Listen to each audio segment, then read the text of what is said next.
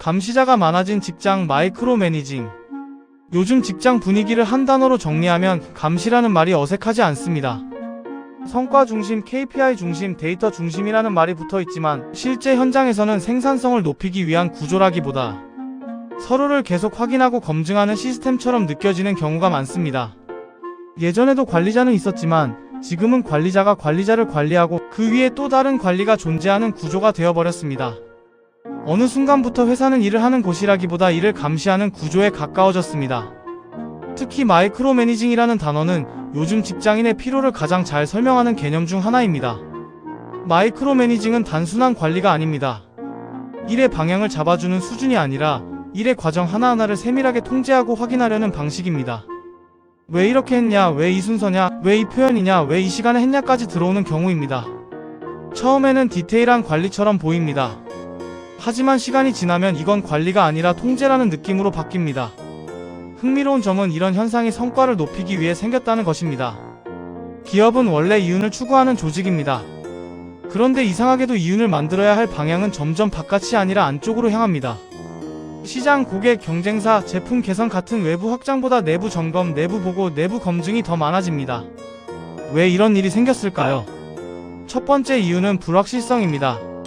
시장이 안정적일 때는 결과가 비교적 예측 가능하지만 환경이 빠르게 변하면 관리자는 바깥보다 안을 더 들여다보게 됩니다. 밖은 통제할 수 없지만 안은 통제할 수 있다고 생각하기 때문입니다. 그래서 점점 외부 경쟁보다 내부 관리가 강화됩니다. 두 번째 이유는 책임 구조입니다. 성과가 좋으면 팀 전체의 성과라고 이야기되지만 문제가 생기면 개인의 책임으로 좁혀지는 경우가 많습니다. 이 구조에서는 관리자는 자연스럽게 리스크를 줄이기 위해 더 많은 확인을 하게 됩니다. 나중에 문제가 되지 않게 하려면 지금 확인해야 한다는 사고방식이 강화됩니다. 이 과정에서 마이크로 매니징이 발생합니다. 세 번째 이유는 KPI 중심 구조입니다. KPI는 숫자로 관리할 수 있다는 장점이 있지만 동시에 본질을 왜곡할 가능성도 있습니다.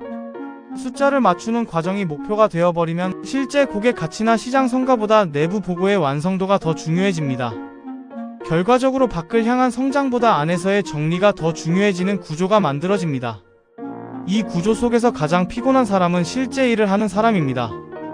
왜냐하면 일을 하는 것 자체보다 설명하는 일이 늘어나기 때문입니다.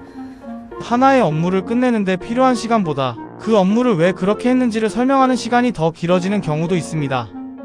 마이크로 매니징의 본질적인 문제는 신뢰 부족입니다. 관리자는 직원의 판단을 완전히 믿지 못하고 직원은 관리자의 개입을 불필요하게 느끼는 구조가 반복됩니다. 결국 서로를 확인하는 과정이 늘어나고 이 과정 자체가 새로운 업무가 됩니다. 흥미로운 점은 이 구조가 더 나은 결과를 만들기 위해 시작되었다는 것입니다.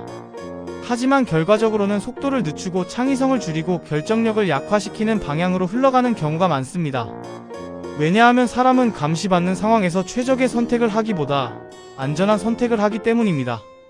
리스크를 줄이는 방향으로만 움직이게 되면 새로운 시도는 줄어들고 기존 방식만 반복됩니다. 그리고 이런 환경에서는 책임 회피가 자연스럽게 증가합니다. 결정을 내리는 것보다 확인받은 상태가 더 중요해지기 때문입니다. 그래서 회의가 많아지고 보고가 많아지고 승인 과정이 늘어납니다. 결국 회사는 이렇게 변합니다. 일을 빠르게 하는 조직이 아니라 일을 안전하게 증명하는 조직이 됩니다. 이 과정에서 또 하나의 문제가 발생합니다. 진짜 중요한 일과 중요하지 않은 일이 구분되지 않기 시작합니다. 모든 것이 보고 대상이 되고 모든 것이 검토 대상이 되면서 에너지가 분산됩니다. 이쯤 되면 조직은 효율보다 안정성을 우선하게 됩니다. 하지만 역설적으로 안정성을 위해 만든 구조가 오히려 전체 속도를 떨어뜨립니다. 외부를 향해야 할 에너지가 내부로 돌아오는 현상도 여기서 발생합니다. 고객 대응, 시장 전략, 제품 개선보다 내부 보고, 내부 승인, 내부 조율이 더 많아집니다. 회사는 시장과 싸우는 것이 아니라 내부 프로세스와 싸우는 구조가 됩니다. 결국 마이크로 매니징은 단순히 까다로운 상사의 문제가 아닙니다.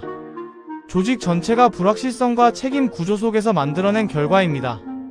하지만 그 안에서 일하는 사람 입장에서는 피로가 누적됩니다. 일을 하는 것보다 설명하는 것이 많고 결과를 만드는 것보다 과정을 증명하는 것이 더 중요해지기 때문입니다. 그래서 많은 사람들이 느끼게 됩니다.